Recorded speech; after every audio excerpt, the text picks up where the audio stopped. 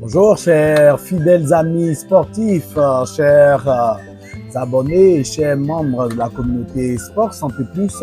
Pour ceux qui ne sont pas encore abonnés, nous vous invitons à cliquer sur le j'aime de la page Facebook ou bien d'appuyer sur la cloche de notification pour vous abonner à la page YouTube et à la page TikTok pour ne manquer aucune des vidéos que nous publions régulièrement afin de permettre que votre pratique physique et sportive soit dans les meilleures conditions et que également vous soyez des personnes qui sont des personnes ressources dans vos différentes équipes, autour de vous, dans vos familles et dans tous les endroits où votre compétence, votre connaissance au travers de ces vidéos pourra servir à sauver des vies.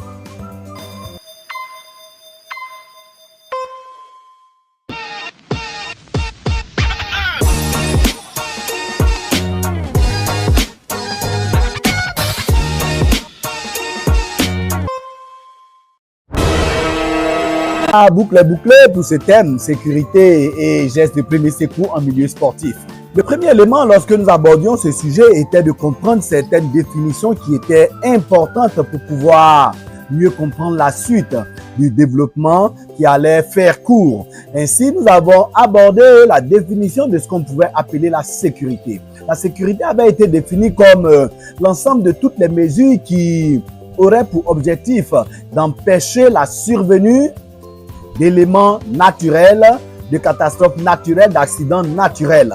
La sécurité était donc un ensemble de gestes, de mesures, de dispositifs qui devraient être pris afin de pouvoir limiter les risques de survenue d'accidents indépendants de la volonté humaine. Nous avons également parlé d'une sûreté qui était, à contrario, l'ensemble des mesures qui devraient permettre d'éviter des actes intentionnels et des actes volontaires qui pouvaient porter préjudice à certaines personnes et surtout aux acteurs du milieu sportif. En la matière, nous avons évoqué les différents moyens de sécurité au niveau des joueurs et des acteurs sportifs. Principalement, il y avait trois cibles. La cible des joueurs qui sont les acteurs de champ, cible des dirigeants qui sont également des personnes qui sont concernées par la sécurité en milieu sportif. Et également, nous avons abordé le troisième groupe de personnes qui avaient besoin de sécurité. C'était les supporters et sinon les spectateurs qui étaient dans les terrains, dans les stades, dans les aires de jeu, dans les gymnases en train d'assister à un événement sportif. De nombreuses précautions devraient être prises afin que les supporters d'un genre appelé les ultras ou bien les hooligans que le sport et sinon le football européen a connu il y a quelques années ne puissent pas être ces personnes-là qui mettent en danger non seulement les supporters adverses mais qui se mettent eux-mêmes en danger et mettent aussi en danger les acteurs de champ. Il a été question également de parler de la sécurité hors du terrain, la sécurité dans les lieux de regroupement, la sécurité lors de l'organisation des déplacements sportifs, que ce soit en car, en train ou en avion. Il était important que la sécurité soit organisée et mise en œuvre à ce niveau. Et le deuxième niveau, il était question également d'évoquer la sécurité des acteurs de champ lors des événements sportifs. Il était question de sécuriser non seulement les joueurs de champ qui pouvaient être victimes de projectiles venant des supporters ou venant d'autres personnes qui pouvaient graviter autour de l'aire de jeu ou autour du terrain. Il a été également question de parler de la sécurité de ce qu'on peut appeler les officiels, qui sont ces juges arbitres qui vont présider au bon déroulement de la rencontre. La sécurité devait être maximale avec la présence, si possible, de corps habillés, avec les agences de sécurité privées de façon discrète autour des enceintes de jeu, autour des aires de jeu, même à l'intérieur des aires de jeu, de telle sorte que la sécurité puisse être maximale et que les acteurs qui pratiquent le sport puissent se sentir en sécurité. Il était également aussi question de veiller à la sécurité des infrastructures sportives parce que bien nombre de blessures peuvent intervenir lorsque les infrastructures ne sont pas praticables ou bien ne sont pas au niveau de qualité qu'il faut pour donner du bon spectacle. Voilà également un élément important où nous avons parlé de la sécurisation des acteurs de champ au travers de la formation correcte de ce qu'on peut appeler les juges, les arbitres, tous les officiels techniques qui concourent à la réalisation d'une bonne compétition sportive. Tous ces éléments de sécurité étaient de la responsabilité à plusieurs niveaux de plusieurs acteurs, tant depuis les joueurs eux-mêmes que les dirigeants, que l'instance fédérale, que également aussi le ministère en charge des activités physiques et sportives qui avait sa part de responsabilité quant à pourvoir à des infrastructures de qualité pour les différentes disciplines sportives. Également aussi la responsabilité des formateurs pour assurer la sécurité des acteurs était de pouvoir avoir et sinon de pouvoir enseigner des programmes de pratique méthodiques qui puissent apprendre les bonnes manières, qui puissent apprendre les bonnes techniques, qui puissent apprendre les gestes exacts aux différents acteurs sportifs qui débutent, de telle sorte qu'en grandissant avec cette qualité de pratique, la sécurité puisse être assurée par des gestes qui ne mettent pas en danger l'adversaire, voire l'équipier de celui qui pratique son activité physique et sportive. Le deuxième chapitre important de ce thème concernait les gestes de premier secours. Et là aussi, la définition du secours était cette capacité à apporter de l'aide à quelqu'un qui est en danger immédiat, un danger qui peut porter atteinte à sa vie. Apporter du secours était cette capacité à pouvoir permettre à cette personne de se tirer d'affaire et de se soustraire de ce danger. Il était également question d'évoquer les gestes de premier secours qui pouvaient être pratiqués en dehors du terrain, dans les lieux de regroupement et également les gestes de premier secours qui devaient être mis en œuvre lorsque l'événement sportif a démarré et sur les aires de jeu.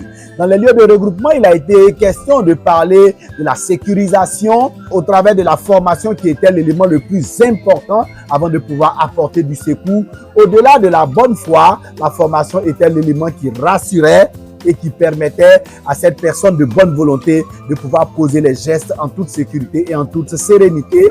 Et cela aussi allait rassurer les personnes qui allaient bénéficier de ces gestes de secours.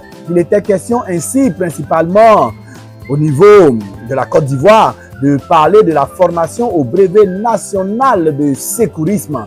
Et par ailleurs, dans d'autres pays européens, il était question de faire des formations particulières, des formations qui vont avoir attrait à la sécurité au travail, qui vont avoir attrait à l'application et la mise en œuvre des gestes d'urgence. Ainsi, ces différentes déclinaisons de ces capacités de formation étaient disponibles au niveau de chaque État, au niveau de chaque pays, et cela était spécifique et permettrait ainsi à chaque acteur, qu'il soit médecin sportif, qu'il soit kinésithérapeute, qu'il soit entraîneur, qu'il soit préparateur physique, de pouvoir apporter un secours au-delà de sa qualification initiale. Ce développement dans ce sens nous a permis de mettre en œuvre ce qu'on a pu appeler des gestes de premier secours et de parler de l'arrêt d'hémorragie, de parler de l'évacuation et de la mise en position latérale de sécurité d'un sportif qui aurait perdu connaissance suite à un choc. Il a été question également de parler de sécurité incendie. Comment est-ce que, à votre niveau basique, l'utilisation d'extincteurs et la fermeture d'une bouteille de gaz qui était en train de provoquer un incendie pouvait être possible. Il a été également question de parler de la sécurisation en milieu sportif, lorsque ces personnes étaient dans une situation de détresse respiratoire, comment pouvoir les mettre en position d'attente en attendant que les personnes qualifiées arrivent pour prendre le relais et permettre de sauver la vie à ces sportifs en danger. Il était important aussi de rappeler que les gestes de premier secours, qui sont les gestes d'urgence permettant de sauver la vie d'une personne et d'un sportif en danger, jouaient pour 40% dans l'augmentation de l'espérance de vie de ces personnes qui sont en situation d'accident. Être capable d'apporter de l'aide de premier secours était donc important parce que cela augmentait les capacités de vie de ces personnes qui étaient en souffrance. Ce parcours dans ce thème nous a permis de pouvoir aborder plusieurs aspects de la sécurité en milieu sportif, en abordant également aussi quelques gestes de premiers secours qui n'était pas exhaustif, mais qui avait pour objectif de vous mettre l'eau à la bouche pour que vous embrassiez cette formation de secouriste afin d'être encore d'une utilité augmentée au sein de vos équipes. Nous avons donné une orientation qui était essentielle. Il s'agissait de prendre attache avec la Croix-Rouge qui était dispatchée sur l'ensemble des territoires et l'ensemble des communes. Et quel que soit votre pays, vous pouvez également vous attacher les services de la Croix-Rouge qui est la structure la plus habilitée en matière de formation au brevet national de secourisme.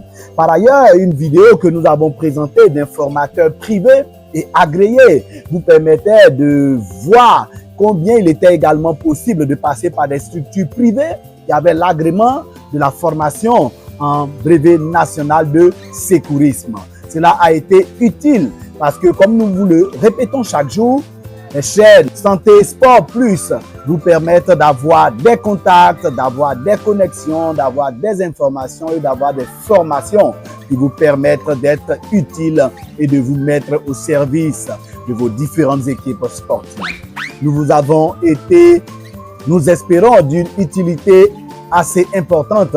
Nous avons aussi bien aimé développer ce sujet et nous vous disons merci pour cette assiduité aux différentes vidéos de la chaîne Sport Santé Plus. Merci pour votre présence, merci pour votre participation, merci pour vos commentaires, merci pour vos likes. Merci et à très bientôt.